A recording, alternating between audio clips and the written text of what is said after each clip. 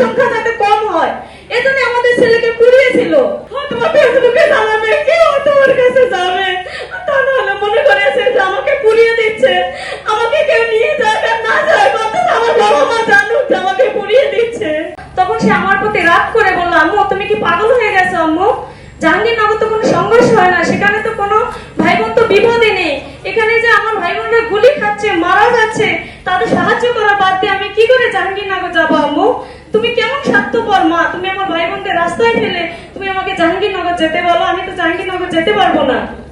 পরে সে আমার আবার ফোন দিয়েছি, বাবারে আমার মন তো মানতেছে না, আমার হাতের উপরে কত সন্তান, কারণ কারণ বুকে এই জায়গায় গুলি লেগেছে ঠিক এতখানি ফাঁকা, বুকে গুলি লেগেছে এতখানি ফাঁকা, হাতে গুলি লেগেছে হাত পুরোটাই শেষ, কেটে ফেলতে হবে, পায়ে গুলি লেগেছে পা পুরোটাই কেটে ফেলতে হবে, এমন ভয়াবহ অবস্থা। একটা সন্তান আমার মা হাতের উপর থেকে মাকে ফোন দিচ্ছে, দিয়ে বলতেছে আম্মু আমি ভালো আছি আম্মু, অথচ সে গুলিবিদ্ধ। এমন পরিস্থিতি দেখে আমি আমার মনটাকে সায় দিতে পারতেছি না, অনবরত ফোন দিচ্ছি যে বাবা তুমি বাসায় ফিরে আসো, তোমার আন্দোলনের প্রয়োজন নেই। তখন সে আমাকে বলল, আম্মু আমি বাসায় যেতে পারবো না আম্মু, আমি যদি শহীদ হই আম্মু আমার আইডি কার্ডটা থেকে তুমি আমার লাশটা উঠাই নিয়ে যাও। তখন কি আমার ছেলে ভেবেছিল যে ওকে লাশ ফ্যানে স্তূপ করে রেখে ওকে আগুনে জ্বালিয়ে দেওয়া হবে? ও তো ভেবেছিল দেশের জন্য মরবো, যুদ্ধ করবো, হয়তো আমার বাবা মা জামা কাপড় দেখে আমার চেহারাটা দেখে তারা লাশটা উঠাই নিয়ে যেয়ে তারা সান্ত্বনা নিবে যে তার কবরটা দিতে পারছে যে আমার ছেলে দেশের জন্য শহীদ হয়েছে। আমি কি সেটা পেরেছি? আমার সন্তানের মুখটা পর্যন্ত আমি দেখতে পারি নাই। আমার ছেলে শুধু পায়ে হাড় ছিল, মাংস ছিল না। এমন ভয়াবহ অবস্থা করে শুধু আমার ছেলেকে নয় 6 জনকে ওখানে পোড়ানো হয়েছিল। 6 জনের মা এই 6টা সন্তানের মুখ তারা দেখতে পারে নাই। এমন ভয়াবহ অবস্থা করে পুড়িয়েছিল শুধু গুম করে দেওয়ার জন্য। এই স্বৈরাচার সরকার গুম করে দিবে এজন্যই লাশের সংখ্যা যাতে কম হয় এজন্য আমাদের ছেলেকে পুড়িয়েছিল। আমার ছেলেরা কি এটাই ভাবছিল? তবে আমার ছেলে যে জীবিত ছিল, আমার ছেলেরা কতই কান্না করেছে, কতই চিৎকার করেছে, বাঁচার কথা আকুতি জানিয়েছে। যে ছেলে মেয়েগুলো আমার হাতের উপরে, তারা আমাকে বলছিল আন্টি আমি বোধহয় বাঁচবো না, আমাদের জন্য আপনি দোয়া করেন।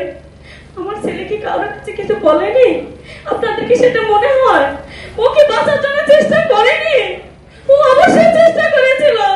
ও আমি আর্থিক দিক দিয়ে এত অসচ্ছল ছিলাম, আমার কাছে 20 টাকা চেয়ে নিয়েছিল আম্মু মিনিট কার্ড ধরবে ফোনে, কিন্তু সেদিন শুধু আমি সারাদিন ফোন দিয়েছি, কিন্তু ও একবারও ফোন দেয়নি। আমি সারাদিন ফোন দিয়েছি ওকে, আমি ফোনে তাকে বাসায় ডেকে আনতে পারি নাই। ও ফোনে টাকা নাই ভর্তি, ওকে গুলি করা হয়েছে, লাশ ভ্যানে স্টপ করে রাখা হয়েছে। আমার ছেলে হয়তো কোথায় না আল্লাহর কাছে ফরিয়াদ করেছে, ইয়া আল্লাহ আমার বাবা মা গেছে, তুমি আমাকে পৌঁছে দাও। কেন সাহায্যকারী হিসেবে আমার কাছে কেউ আসতেছে না? আমাকে কেন এখান থেকে কেউ নিয়ে যাচ্ছে না? আমি তো বাঁচতে চাই, আমাকে কেউ হসপিটালে কেন পৌঁছে দিচ্ছে না? ও আল্লাহর কাছে তো কত ফরিয়াদ করেছে, কিন্তু আমার ছেলেকে বাঁচতে দেয় নাই, আমার ছেলেকে হসপিটালে নেওয়ার সুযোগ দেয় নাই। ওদেরকে জীবন্ত অবস্থায় আগুন দিয়ে পুড়িয়ে ফেলা হয়েছে। আমাদের একটা হাতে যদি রান্না করতে গিয়ে সেট লাগে, এটুকুই তো আমি সহ্য করতে পারি না। আমার ছেলে পুরো দেহটা ধরে ছাই করে দিয়েছে। আমার ছেলে কিভাবে সহ্য করেছিল?